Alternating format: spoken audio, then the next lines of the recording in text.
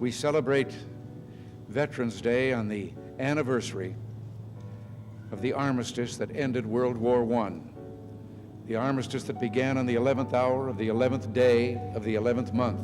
The timing of this holiday is quite deliberate in terms of historical fact, but somehow it always seems quite fitting to me that this day comes deep in autumn when the colors are muted and the days seem to invite contemplation.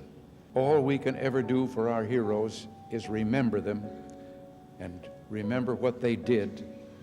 Some time back, I received, in the name of our country, the bodies of 4 Marines who had died while on active duty. I said then that there is a special sadness that accompanies the death of a serviceman, for we're never quite good enough to them. Not really, we can't be, because what they gave us is beyond our powers to repay. And so when a serviceman dies, it's a tear in the fabric, a break in the whole, and all we can do is remember. It is, in a way, an odd thing to honor those who died in defense of our country, in defense of us, in wars far away. The imagination plays a trick. We see these soldiers in our mind as old and wise. We see them as something like the founding fathers, grave and gray-haired.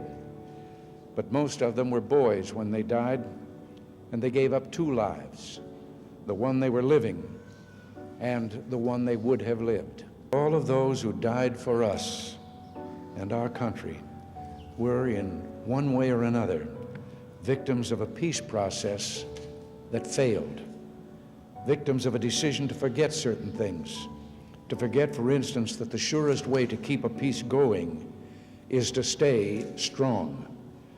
Weakness, after all, is a temptation. It tempts the pugnacious to assert themselves. But strength is a declaration that cannot be misunderstood. Strength is a condition that declares actions have consequences. Strength is a prudent warning to the belligerent that aggression need not go unanswered. Peace fails when we forget what we stand for. It fails when we forget that our republic is based on firm principles, principles that have real meaning, that with them we are the last best hope of man on earth. We must pledge to remember the things that will continue the peace. Today, as never before, we must pray for God's help in broadening and deepening the peace we enjoy. Let us pray for freedom and justice and a more stable world.